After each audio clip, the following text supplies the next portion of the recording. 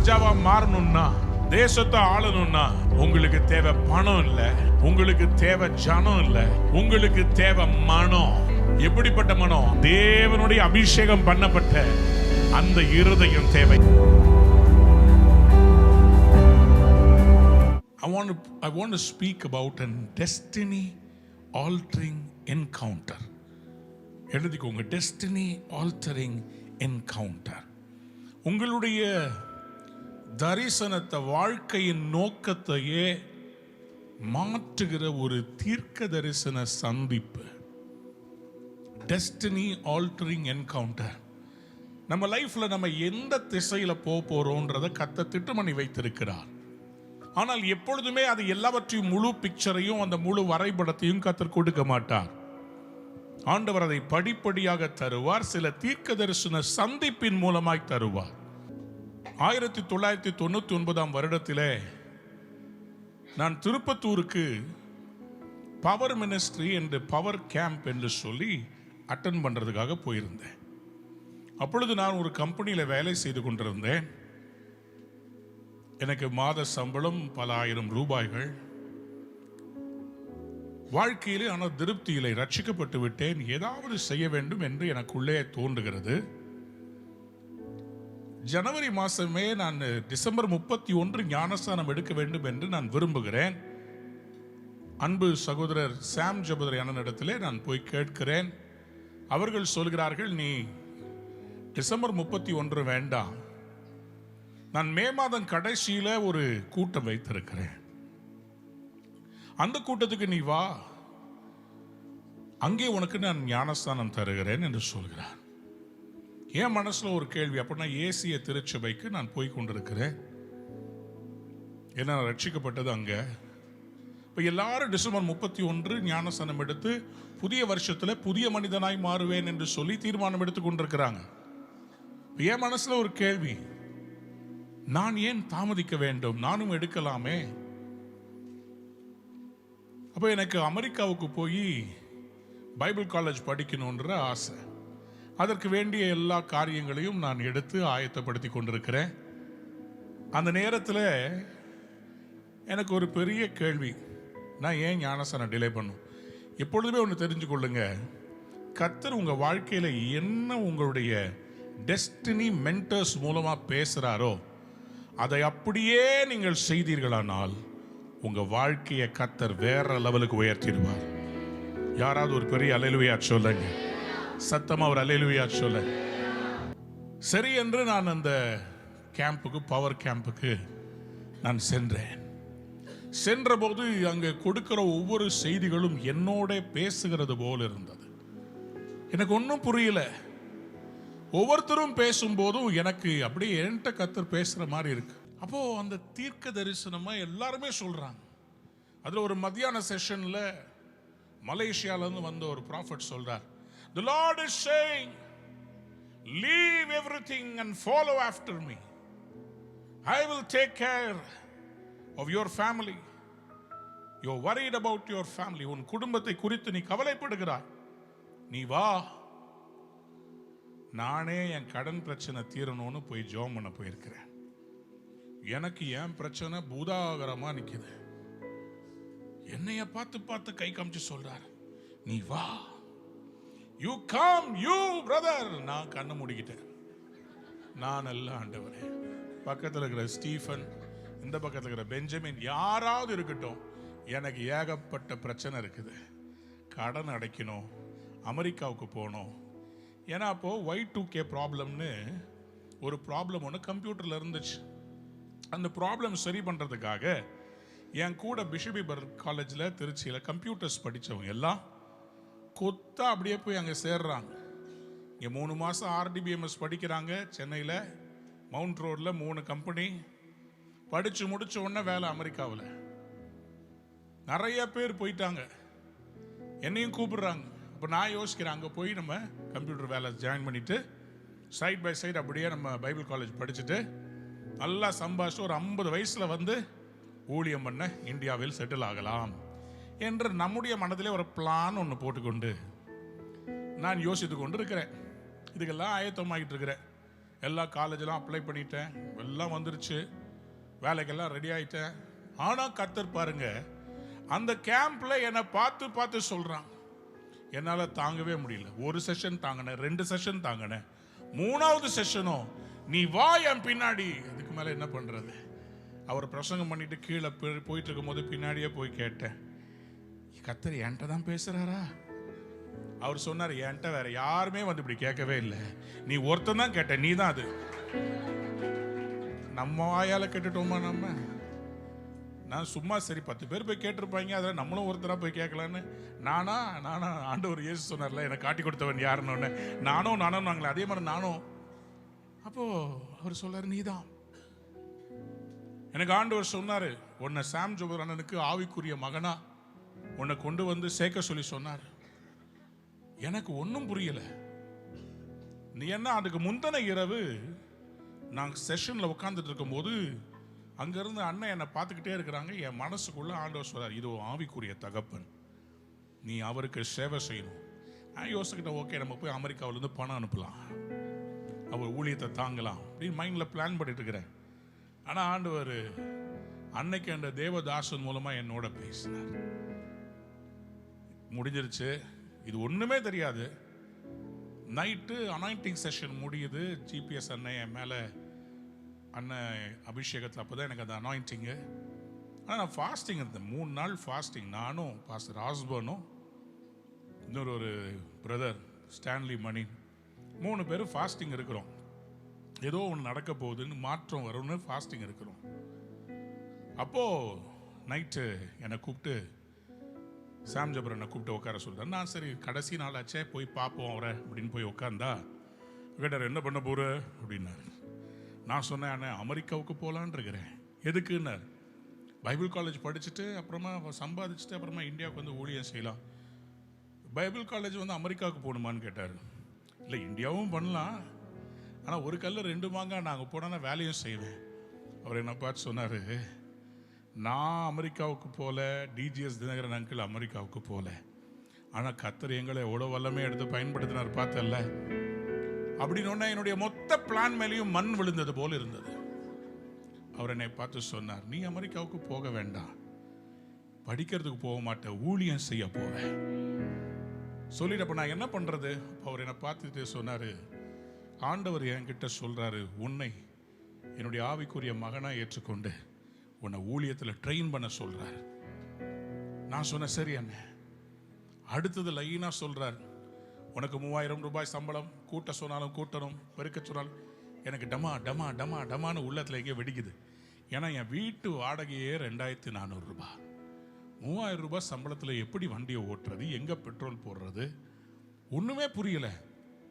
சொல்லுங்க, என் கூட டிரான்ஸ்லேஷனுக்கு வரணும், வர்ஷிப்புக்கு வரணும், நீயும் நானும் சேர்ந்து தேசங்களுக்கு போக வேண்டும், நீ என் கூட என் பையை தூக்கிட்டு கூட வரணும் அப்படின்றார். அப்போ எனக்கு சரி சரின்னு தலையாடிட்டு ரூமில் போய் படுத்துட்டு போர்வையை மூடிக்கிட்டு எங்கள் அப்பா என்னடாச்சுன்னு கேட்குறாரு. எங்கள் அப்பாவுக்கு பயம், நான் ஏதோ பாவ உணர்வடைஞ்சு ஏதோ அழுதுகிட்டு இருக்கிறேன்னு நினச்சிக்கிட்டு இருக்கிறார். நான் அழைக்கப்பட்டுட்டேன்னு அவருக்கு போர்வையை போத்து படுத்தா பக்கத்தில் ஆவியானவர் வந்து என்னோட இடைப்பட ஆரம்பிச்சார். இதே மாதிரி ஒரு தீர்க்க தரிசன சந்திப்பு எப்படி லைஃபை மாற்றும். இன்னைக்கு நீங்க வந்திருக்கிறீங்க, உங்க பிரச்சனைக்காக வந்திருக்கிறீங்க. நான் போனது என்னுடைய கடன் பாரம் தீர வேண்டும், அமெரிக்கா போக வேண்டும், என் வாழ்க்கையிலே நான் மேலே வர வேண்டும் என்று நான் போனேன். நான் போன எண்ணம் வேற, ஆனா எனக்கு அங்க காத்துக்கிட்டு இருந்தது வேற. இதே மாதிரி தாங்க சவுல்னு ஒரு மனிதன் இருந்தான். வாசிங்களே என்னோட கூட 1 சாமுவேல் 10ஆம் அதிகாரத்தில் இந்த மனிதனை குறித்து நீங்கள் வாசிப்பீர்கள் என்று சொன்னால், இவன் 3 அவங்க அப்பாவுடைய கழுதைகள் காண. பக்கத்தில் பார்த்து சொல்லுங்க, கழுதைய காணுமா? கழுதை போனா போது விட வேண்டியது தானே. கழுதைய காணலன்னு அவங்க அப்பா கூப்பிட்டு போய் தொலைஞ்சு போன கழுதைய தேடிட்டு வாப்பான்னு சொல்லி அனுப்புறார். கூட ஒரு வேலைக்காரனை கொடுத்து அனுப்புறார். ஆனா இந்த மனிதனுக்கு தெரியவில்லை, சவுலுக்கு தெரியவில்லை, கழுதைய தேடி போறத கர்த்தர் பார்த்துக்கிட்டே இருக்கிறார். யாராவது ஒரு ஆமேன்னு சொல்லுங்களேன். பக்கத்தில் பார்த்து சொல்லுங்க, நீங்க தொலைச்சதெல்லாம், உங்களுக்கு கிடைக்காததெல்லாம், நீங்க தேடுறது எல்லாமே ஆண்டவருடைய பிளானு. என்னது? பிளான். எல்லாத்துக்கும் ஒரு திட்டம் வச்சிருக்கிறார். ஏன் இன்னைக்கு வந்து உட்கார்ந்தீங்க? எதையோ தொலைச்சதுனால தானே இங்க வந்து உட்கார்ந்துருக்கிறீங்க. இல்லட்டா இங்க உள்ள வந்திருப்பீங்களா? நீங்க சாதாரணமா உள்ள வர ஆளா? நீங்க இந்த பக்கம் வந்தாலே அபிஷ்டு இங்கெல்லாம் போக கூடாதுன்னு போவேன். இங்க வந்ததுக்கு ஏதோ ஒரு நோக்கம் இருக்குதுல்ல. பக்கத்துல பார்த்து சொல்லுங்க, நீங்களா வரல, உங்களை கர்த்தரே ஈஸ்துக்குன்னு வந்தாரு. எங்க மெட்ராஸ் பாஷையில சொன்னா இழுத்துக்கிட்டு வந்தாரு. உங்களை எப்படி கொண்டு வந்தாரு? இத பாருங்களேன். இந்த சவுல் கழுதையை தேடி போறாரா? எப்ராயிம் எழுதிக்கோங்களேன். அவர் என்ன பண்றாரு? அவர் என்னென்ன ஏரியாவெல்லாம் தாண்டி வராருன்னா 1 சாமுவேல் 9ஆம் அதிகாரத்துல 4ஆம் வசனத்துல இருந்து வாசிங்களேன். அப்படியே அவன் எப்ராயிம் மலைகளையும் சலீஷா நாட்டையும் கடந்து போனான். அங்கே அவைகளை காணாமல் சாலிம் நாட்டை கடந்தார்கள். சரி. அங்கேயும் காணவில்லை. சரி. பென்யமீன் நாட்டை உருவ கடந்தும் அவைகளை காணவில்லை. சரி. அவர்கள் சூப் என்னும் நாட்டுக்கு வந்தபோது சவுல் தன்னோடு இருந்த வேலைக்காரனை நோக்கி, என் தகப்பன் கழுதைகளின் மேலுள்ள கவலையை விட்டுட்டு எனக்காக கவலைப்பட ஆரம்பிக்க போறாருப்பா. நமக்காக கவலைப்பட ஆரம்பிக்க போறாரு. He is decided to turn back. ஆண்டவர் பாருங்களேன், இந்த கழுதையை எவ்வளவு தூரம் துரத்தி விட்டுருக்கிறார். ஒரு அல்லேலூயா சொல்லுங்களா. கழுதை வந்து வேற ரூட்ல போச்சுங்க. இவங்க தான் ராங் ரூட்ல தேடிக்கிட்டு இருக்கிறாங்க. கழுதை யூட்டர்ன் அடிச்சு வீட்டுக்கு போய் சேர்ந்துருச்சு. ஒரு அல்லேலூயா சொல்றீங்களா? பக்கத்துல பார்த்து சொல்லுங்க, உங்க கழுதை எல்லாம், உங்க பிரச்சனை எல்லாம் அது சரியாயிடும். அசால்ட்டா சொல்லுங்க, அது சரியாயிடும். அத ஒரு பெரிய பிரச்சனையே இல்லாம சொல்லணும். நீங்க பக்கத்துல சொல்லும் போது அது பெருசு, அந்த கடன் என்னங்க, அது சரியாயிடும் சொல்லுங்க. அது கல்யாணமே அது சரியாயிடும். கண்டிப்பா ஒருத்தன் வருவான்.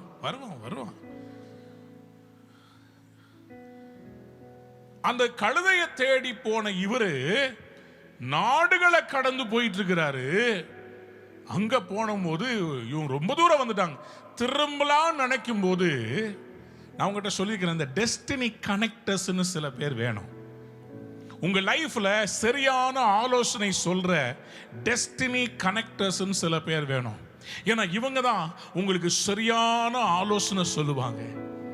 சவுலுடைய வேலைக்காரன் ஒரு ஆலோசனை சொல்லுகிறான். இவ்வளவு தூரம் வந்துட்டோம்.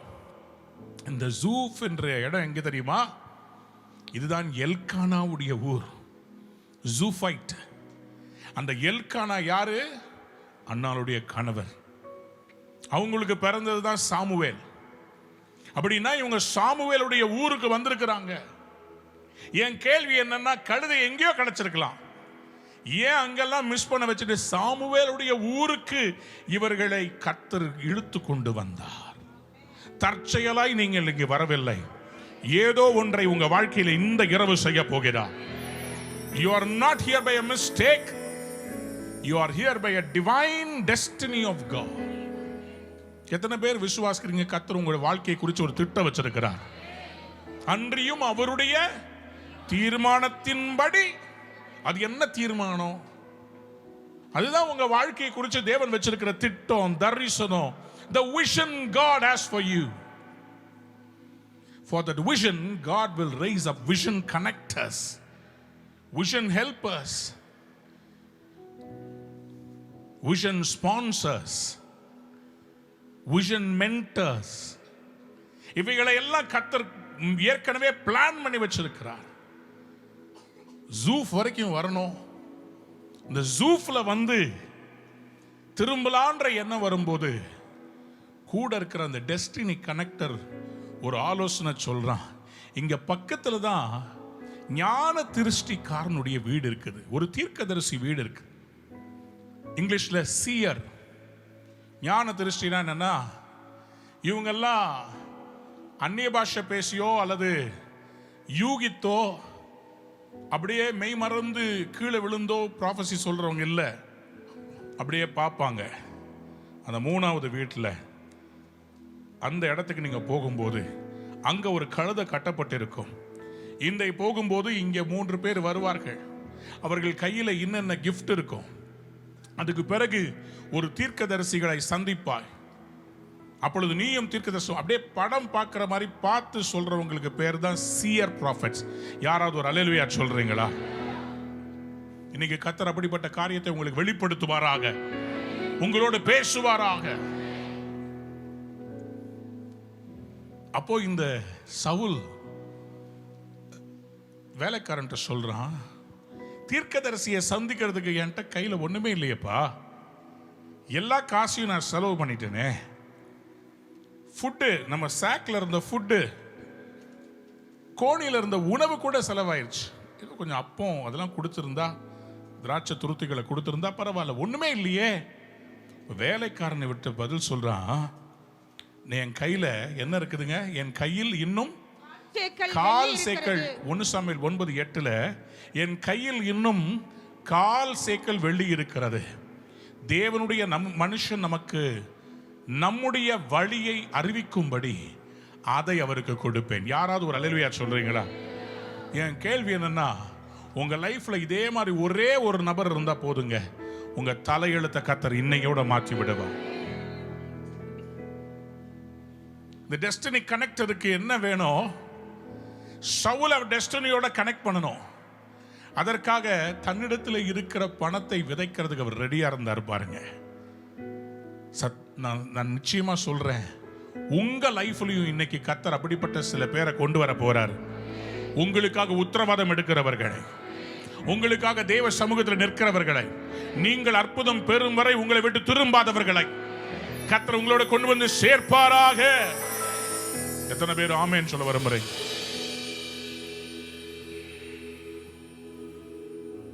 சொல்ல நான் கொடுக்குறேங்க, வாங்க போலாம். உடனே சவுலும் இவரும் போய் சாமுவேல் இடத்துல உட்கார்கிறார்கள். நல்ல கவனித்துக் கொள்ளுங்க, சாமுவேலை சவுல் போய் சந்திக்கும் போது சாமுவேலுக்கு அது ஆச்சரியமாகவே இல்லை. ஏன்னு கேளுங்களேன், கேளுங்க. என்ன ஏன்னா கர்த்தர் ஏற்கனவே சொல்லிட்டார், நீங்க இங்க வருவீங்கன்னு ஏற்கனவே கர்த்தர் சொல்லிட்டார். 15ஆம் வசனத்தை வாசித்து பாருங்களேன். சவுல் வர ஒரு நாளைக்கு முன்னே கர்த்தர் சாமுவேலின் காது கேட்க நாளை இந்நேரத்திற்கு பென்யமீன் நாட்டானாகிய ஒரு மனுஷனை உன்னிடத்தில் அனுப்புவேன். அவனை என் ஜனமாகிய இஸ்ரவேலின் மேல் அதிபதியாக அபிஷேகம் பண்ண கடவாய். அவன் என் ஜனத்தை பெலிஸ்தரின் கைக்கு நீங்களாக்கி ரட்சிப்பான்.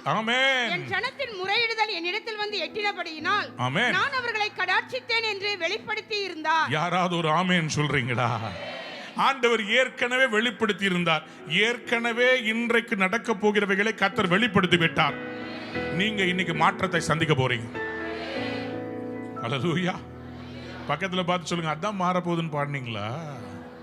அதான் மாறப்போகுதுன்னு. ஆமாங்க, எனக்கு தெரியுங்க.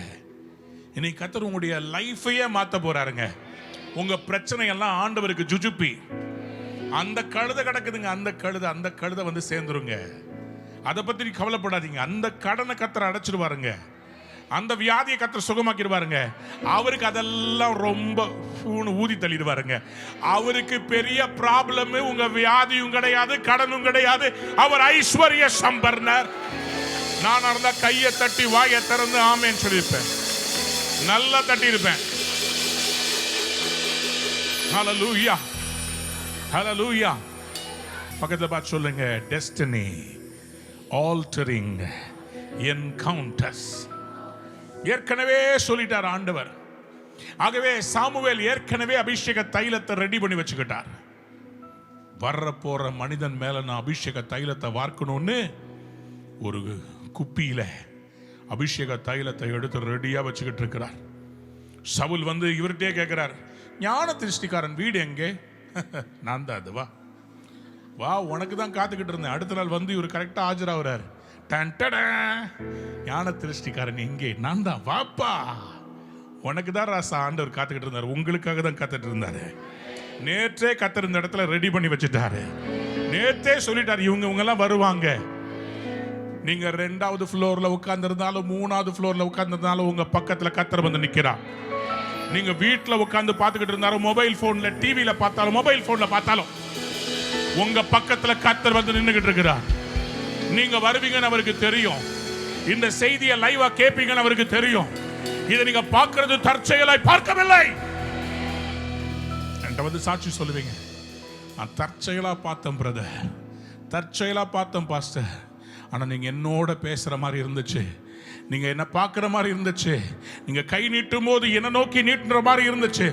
எஸ், உங்களை தான் பார்த்து கர்த்தர் சொல்றாரு, உன் லைஃபை மாத்துறதுக்கு தான் இன்னைக்கு நான் உன்னை உட்கார வச்சிருக்கிறேன். இன்றைக்கு நான் உன்னை உட்கார வச்சதுக்கு காரணமே, இன்னையோட உன் லைஃப் அப்படியே மாறப்போகுது. From ordinary you are going to become extraordinary. யாராவது ஒரு அல்லேலூயா சொல்றீங்களா? ஹல்லேலூயா.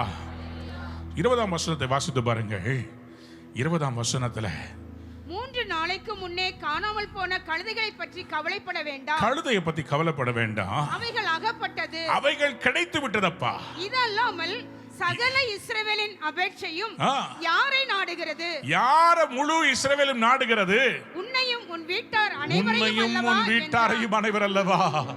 இவனுக்கு ஒரே டவுட், நான் யூதா கோத்திரம் இல்ல, நான் இசக்கார் புத்திரரும் அல்ல, நான் ரூபன் கோத்திரமும் இல்ல, நான் பெஞ்சமின் கோத்திரம். பெஞ்சமின் எத்தனாவதாக பிறந்தவர்? கடைசி எக்ஸ்ட்ரா ஃபிட்டிங். அவர் தான் 12th மேன். 12th மேன்னாவே தெரியும்ல, கிரிக்கெட்ல சப்ஸ்டிடியூட் தான் வச்சிருப்பாங்க.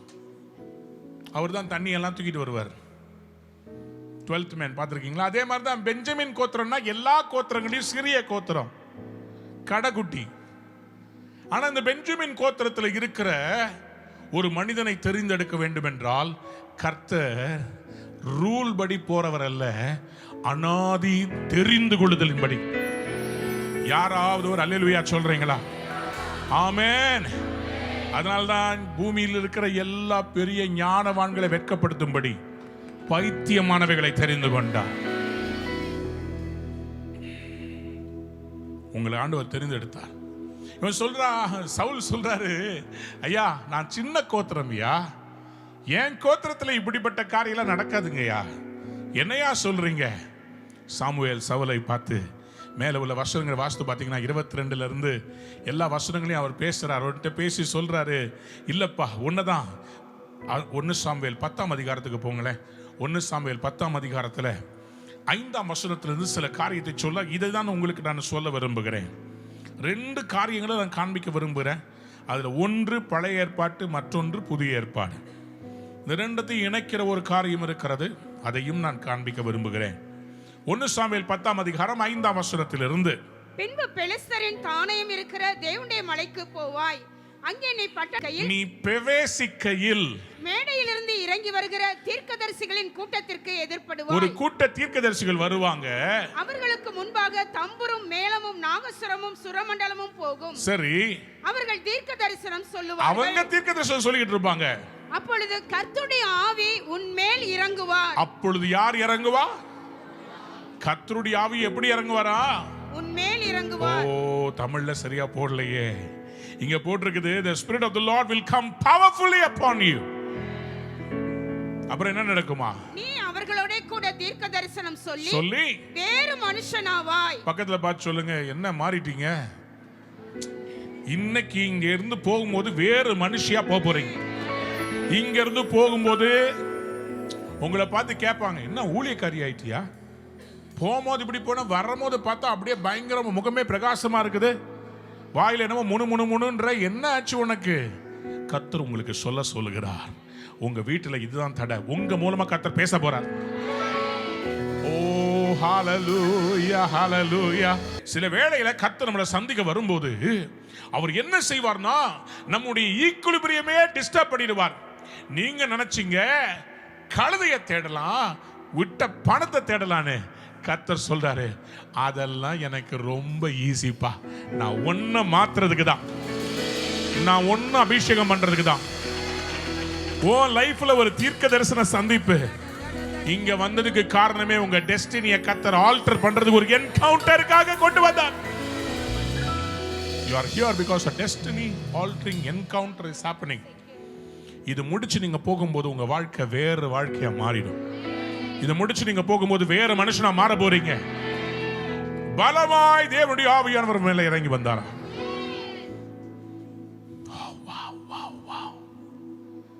இன்னைக்கு அப்படிதான் கர்த்தர் இறங்கி வர போறார். இன்னும் கொஞ்ச நேரத்தில் நம்ம ஜெபிக்க போகிறோம். பலமாய் இறங்கி வர போறார்.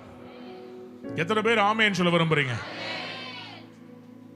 ஏற்கனவே முடிவு பண்ணி வச்சிருக்கிறாருங்க. ஏற்கனவே முடிவு பண்ணி வச்சிருக்கிறார்.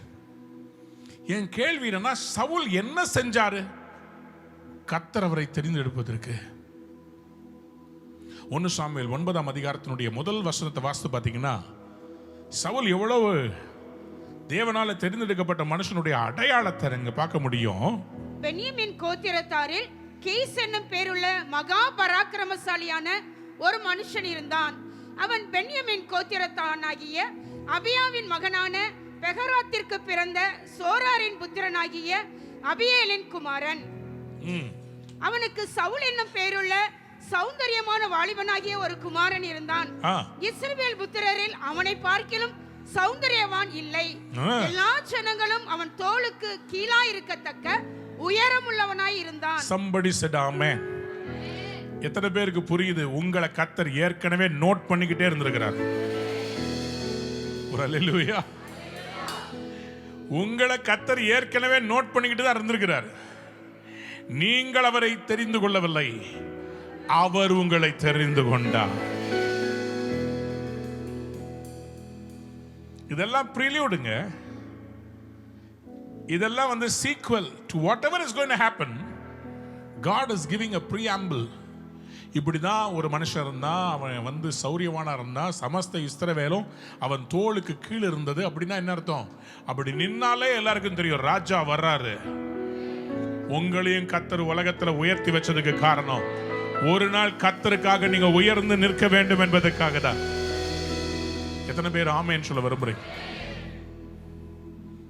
ஆண்டவருடைய தெரிந்து கொள்ளுதல் அனாதையானது. The powerful spirit of God, when he came upon Saul, he started prophesying.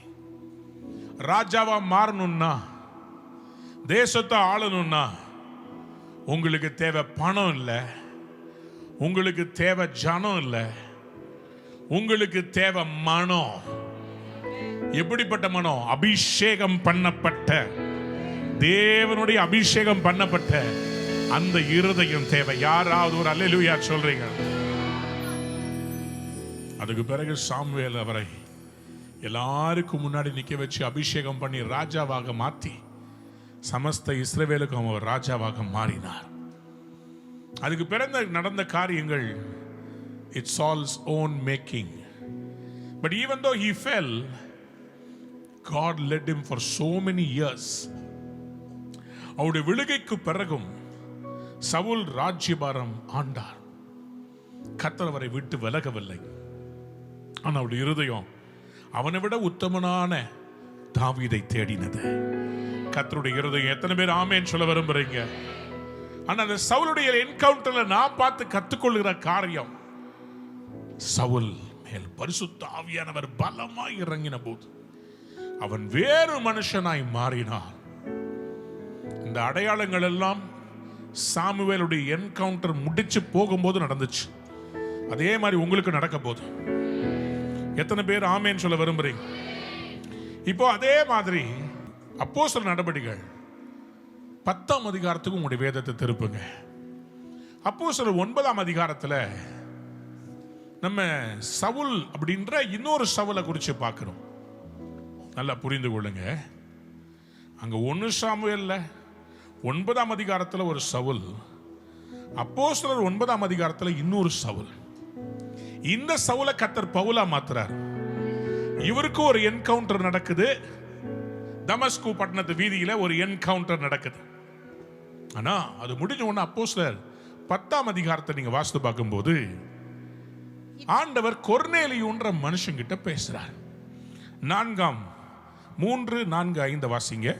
பகலில் ஏறக்குறைய 9ஆம் மணி நேரத்திலே தேவனுடைய தூதன் தன்னிடத்தில் வரவும் கொர்நேலியுவே என்று அழைக்கவும் பிரத்யட்சமாய் தரிசனம் கண்டு அவனை உற்று பார்த்து பயந்து ஆண்டவரே என்ன என்றான். ஆண்டவரே என்னன்னு கேட்கிறான். அப்பொழுது அவன், உன் ஜெபங்களும் உன் தர்மங்களும் தேவனுக்கு நினைப்பூட்டுதலாக அவர் சந்நிதியிலே வந்து எட்டி இருக்கிறது. வாவ். இப்பொழுது நீ யோப்பா பட்டணத்திற்கு மனுஷரை அனுப்பி பேதுரு என்று மறுபேர் கொண்ட சீமோனை அழைப்பி, அவன் தோல் பதனிடுகிறவனாகிய சீமோன் என்னும் ஒருவனிடத்திலே தங்கி இருக்கிறான். பாருங்க, ஆண்டவர் வந்து இவர்கிட்ட சொல்றாரு, கொர்நேலியு கிட்ட, சீமோன்ங்கிற பேதுரு இருக்கிற, அவரை வர வைக்க சொல்லு, அவரை வர வைப்பா அப்படின்னு சொல்லி கொர்நேலியு கிட்ட பேசுறார். ஆனா கொர்நேலியுவை டெஸ்டினியை ஆல்டர் பண்றதுக்கு கர்த்தர் ஒரு காரணத்தை சொல்றார். உன் ஜெபங்கள். கையை உயர்த்தி ஒரு அல்லேலூயா சொல்றீங்களா? யார் இந்த கொர்நேலியு? இவர் ஒரு யூதனா? இல்ல, இவர் ஒரு 100க்கு அதிபதி. ரோம பேரரசனுடைய படையில இருக்கிற ஒரு ரெஜிமெண்ட்ல இருக்கிற ஒரு ஆளு. இப்ப இருக்கிற அந்த இத்தாலியை சேர்ந்த அந்த இடத்துல இருக்கிற ஒரு நபர் கொர்நேலியு. இந்த கொர்நேலியு வீட்டுக்கு ஆண்டவர் வந்து ஒரு டெஸ்டினி ஆல்டரிங் விஷனை கொடுக்கிறார். கொடுத்து சொல்றாரு, நீ பேதுருவை வரவழைக்கணும் உன் வீட்டுக்குன்னு. ஆனா பேதுரு கூப்பிட்டா வருவாரா? அவர் வரமாட்டார். ஏன்னா அவர் யூதர்களுக்கு தான் இயேசு கிறிஸ்துவின் மூலமா ரட்சிப்புன்னு நம்பிக்கிட்டு இருக்கிறவரு. விருத்த சேதனத்தை எல்லாருக்கும் வலியுறுத்துகிறவர். புறஜாதிகளுக்கு இல்ல, சிதறி போன கர்த்தருடைய ஆடுகளுக்கு மட்டும்தான் அப்படின்னு சொல்லி ஸ்ட்ராங்கா பிலீவ் பண்றவரு. ஆனா ஒரு கொர்நேலியு, யாராவது ஒரு அல்லேலூயா சொல்ல, பக்கத்துல பார்த்து சொல்லுங்க, ஒரு கொர்நேலியு. ஏன் கர்த்தர் அந்த கொர்நேலியுக்கு தரிசனமானார்னா வெரி சிம்பிள், அவன் ஜெபிக்கிற மனிதன். ஜெபிக்கிறவங்களா அல்லேலூயா சொல்றீங்களா? இன்னையில இருந்து உங்க ஜெபம் எப்படிப்பட்டதா இருக்க போகுதுன்னா, உங்களை தேடி தேவ தூதர்கள் வர போறாங்க. உங்களுடைய ஜெபத்துல கர்த்தர் தரிசனங்களை காண்பிக்க போகிறா. வேறு மனுஷனா மாற போறீங்க. யாராவது அல்லேலூயா சொல்றீங்களா? ஒன்று ஜெபம். இரண்டாவது வேதம் சொல்கிறது அவனுடைய தான தர்மங்கள். ஒரு காரியத்தை பைபிள்ல ஒரு தடவை போடலாம், 2 தடவை போடலாம், ஆனா 3 தடவை. அன்புடைய பிள்ளைங்களே, பேதுருக்கு சைமல்டேனியஸா கர்த்தர் ஒரு விஷனை காமிக்கிறார். அதுல ஒரு பெரிய துப்பட்டி இறங்கி வருகிறது. துப்பட்டியில அசுத்தமான மிருகங்கள் இருக்குது. சத்தம் கேட்குது. எழுந்து அடித்து புசி. மறுபடியும் 3 தடவை அந்த தரிசனம் ரிப்பீட் ஆகுது. என்ன ஆண்டவரே அப்படின்னும் போது அப்போஸ்தலர் 10:15 தேவன் பரிசுத்தமாக்கினதை நீ தீட்டாக பார்க்காத அப்படின்னு என்ன அர்த்தம்? புறஜாதிகளையும் நான் நேசிக்கிறேன். புரிஞ்சவங்க மட்டும் அல்லேலூயா சொல்றீங்களா? கரெக்டா அந்த விஷனை பார்த்துட்டு மாடியில இருந்து கீழே இறங்கி வராரு. கொர்நேலியு வீட்டில இருந்து கரெக்டா வந்து சந்திக்கிறான். உங்கள் வீட்டுக்கு ஒரு அழைப்பு வரப்போகிறது. உங்க வீட்டுக்கு தேவன் வரப்போகிறார். உங்க வீட்டை சந்திக்க அவர் வரப்போறார். யாராவது ஒரு அல்லேலூயா சொல்றீங்களா? இந்த கொர்நேலியுடைய வேலைக்காரங்க இப்படி சொல்றாங்க பாருங்க. அப்போஸ்தலர் 10:22 அவர்கள் நீதிமான் தேவனுக்கு பயப்படுகிறவன் யூத ஜனங்கள் எல்லாராலும் நல்லவர் என்று சாட்சி பெற்றவருமாகிய. கைகளை உயர்த்தி ஒரு அல்லேலூயா சொல்றீங்களா? உங்க சாட்சி உங்களுக்காக தேவனிடத்திலிருந்து அற்புதங்களை கொண்டு வரும்.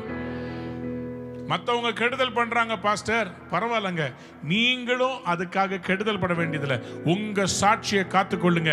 உங்களை தேடி கர்த்தர் ஆட்களை அனுப்புவா. சீமோன் பேதுருவை கொண்டு வர்றாங்க. கொர்நேலியு அவர்கிட்ட சொல்றாரு. என்னன்னு சொல்றாரு பாருங்களேன். 30ஆம் வசனத்தை வாசித்து பாருங்க. 30 கொர்நேலியு 4 நாளைக்கு முன்னே இந்நேரத்திலே நான் உபவாசித்து 9ஆம் மணி நேரத்தில் என் வீட்டிலே ஜெபம் பண்ணி கொண்டிருந்தேன். அப்பொழுது பிரகாசமுள்ள வஸ்திரம் தரித்த மனுஷன் ஒருவன் எனக்கு முன்பாக நின்று, கொர்நேலியுவே, உன் ஜெபம் கேட்கப்பட்டது, உன் தான தர்மங்கள் தேவ சந்நிதியில் நினைத்தருளப்பட்டது. கையை உயர்த்தி ஒரு அல்லேலூயா சொல்றீங்களா? Never underestimate the offering that you give for poor. தேவனுக்கும் அவருடைய பிள்ளைகளுக்கு இந்த சிறியில் ஒருவருக்கு செய்தீர்களோ அதை யாருக்கு செய்றீங்க? கையை உயர்த்தி ஒரு அல்லேலூயா சொல்லலாமா? சத்தமா சொல்லுங்களேன். பிரேயர் கடவுளுக்கு நம்ம கொடுக்கிற கொடை. இந்த ரெண்டையும் கர்த்தர் பார்த்துட்டே இருந்தா இருப்பார். மறுபடியும் பைபிள்ல ஏன் மென்ஷன் பண்ணிருக்குது? ஏன்னா சில பேரை ஆண்டவர் ஏன் ஆசீர்வதிக்க துடிக்கிறார்னா அவங்க கடவுளுக்காக கொடுக்க துடிக்கிறவங்க. அப்போ இந்த கொர்நேலியுடைய தான தர்மங்களையும் ஜெபங்களையும் கர்த்தர் பார்த்துக்கிட்டே இருந்து ஒரு நாள் ஒரு டெஸ்டினி ஆல்டரிங் என்கவுண்டர். கர்த்தர் ஒரு நாள் ஒருத்தருக்கும் கடனாளியா இருக்கவே மாட்டார். நீங்க கொடுத்ததை பன்மடங்கா கர்த்தர் திருப்பி கொடுப்பார். அப்போ இந்த கொர்நேலியு சொன்னார் இந்த மாதிரி அப்படின்னு சொல்லி சொன்ன உடனேயே பேதுரு சொல்றாரு இப்போ 34ஆம் வசனத்துல, ஓ அப்பொழுது பேதுரு பேசத் தொடங்கி, தேவன் பட்சபாதம் உள்ளவர் அல்ல I now realize God shows no favoritism. அப்புறம் எந்த ஜனத்திலாயினும் அவருக்கு பயந்திருந்து நீதியை செய்கிறவன் எவனோ அவனே அவருக்கு உகந்தவன் என்றும். யாரெல்லாம் ஒரு ஆமென் சொல்ல விரும்புறீங்க? எந்த மனுஷன் என்ன பண்ணுவானா? அவருக்கு பயந்திருந்து நீதியை செய்கிறவன் எவனோ அவனே அவருக்கு உகந்தவன் என்று நிச்சயமாய் அறிந்திருக்கிறேன். எத்தனை பேர் ஆமென் சொல்ல விரும்புறீங்க? அதுக்கப்புறமா அவர் பிரசங்கம் பண்ண ஆரம்பிக்கிறாரு. புறஜாதிகள் மத்தியிலே பரிசுத்த ஆவியானவர் முதல் முறையாக for the first time, இது ஒரு ஹிஸ்டரி ஆல்டரிங் என்கவுண்டருங்க. மேல் வீட்டறையிலே இவர்களை காத்திருக்க சொன்னார். I will come. மேல் வீட்டறையிலே இந்த 120 பேரும் அங்கே காத்திருந்தார்கள். கவுண்ட் கரெக்டா இருக்கணும். ஏன்? பழைய ஏற்பாட்டில் அதே சாலமோனுடைய தேவாலயத்தில் அங்க 120 பேர் துதிக்கும் போது இதே மகிமை இறங்கி வந்தது. அதே மகிமையை இங்க புதிய ஏற்பாட்டில் கர்த்தர் மேல் வீட்டறையில கொண்டு வரார். சத்தமா ஒரு அல்லேலூயா சொல்றீங்க? சேம் பிளேஸ் இன் ஜெருசலேம், அதே இடத்துல. இப்போ அந்த அனாயிண்டிங் யூதர்கள் நினைக்கிறாங்க, சீஷர்கள் நினைக்கிறாங்க இது எங்களுக்கு மட்டும்தான் சொந்தமானதுன்னு. ஃபர்ஸ்ட் டைம் பீட்டருடைய மைண்ட் செட்டை உடைக்கிறார். Destinies are going to be rewritten. கொர்நேலியு வீட்டில் ஆண்டவர் என்ன செய்தார்? வாசிங்க பாப்போம். 44ஆம் வசனத்தை வாசிங்க. இந்த வார்த்தைகளை பேதுரு பேசிக் கொண்டிருக்கையில், அவர் பேசிக்கிட்டு தான் இருக்கிறார், இன்னும் ஜெபிக்க ஆரம்பிக்கல. பேசிக்கிட்டே இருக்கும்போது வசனத்தை கேட்டவர்கள் யாவர் மேலும் பரிசுத்த ஆவியானவர் இறங்கினார். அங்க இருந்து அந்நிய பாஷை பேச, இங்க பேசலாம், அங்க பேசுறாங்க. பரிசுத்த ஆவியானவர் திடீரென்று இறங்கி வருகிறார். யாராவது கைகளை உயர்த்தி அப்படி அந்நிய பாஷை ஹல்லேலூயா சொல்லுங்க. அல்லேலூயா, ஹல்லேலூயா. இன்னைக்கு கர்த்தர் உங்க மேல பலமா இறங்க போறார். வந்திருக்கிற நீங்க ஹிந்துவா முஸ்லிமா யார பத்தி கவலை கிடையாதுங்க. பரிசுத்த ஆவியானவர் உங்க மேல இறங்கி வர போகிறார். மறுபடியும் சொல்றேன், கொர்நேலியு வீட்டுல ஃபர்ஸ்ட் டைம் இஸ்ரவேலர் அல்லாதவர்களுடைய வீட்டுல ஒரு பெரிய அபிஷேகம் இறங்கி வருகிறது. வாசிங்க சிஸ்டர் மேல. அவர்கள் பல பாஷைகள் பேசுகிறதையும் தேவனை புகழ்கிறதையும் பேதுருவோடு கூட வந்திருந்த விருத்த சேதனமுள்ள விசுவாசிகள் கேட்கும்போது பரிசுத்த ஆவியின் வரம் புறஜாதிகள் மேலும் பொழிந்தருளப்பட்டதை குறித்து பிரமித்தார்கள். எல்லாரும் பிரமித்தார்கள். எத்தனை பேர் ஆமென் சொல்ல விரும்புறீங்க? அன்பான நேயர்களே, இந்நிகழ்ச்சியில் கொடுக்கப்பட்ட வாக்குத்தத்தங்களும் தீர்க்க தரிசன வார்த்தைகளும் உங்களுக்கு ஆசீர்வாதமாய் இருந்திருக்கும் என்று நாங்கள் நம்புகிறோம். நீங்கள் பெற்ற ஆசீர்வாதங்களையும் ஜெப விண்ணப்பங்களையும் மற்றும் உங்கள் காணிக்கைகளையும் அனுப்ப வேண்டிய எங்கள் முகவரி: ரூவா ஊழியங்கள், எண் 82, ஜவஹர்லால் நேரு சாலை, சிம்ஸ் மருத்துவமனை எதிரில், வடபழனி, சென்னை 26. உங்கள் காணிக்கைகளை ஆன்லைன் மூலமாக எளிதாக செலுத்தலாம்.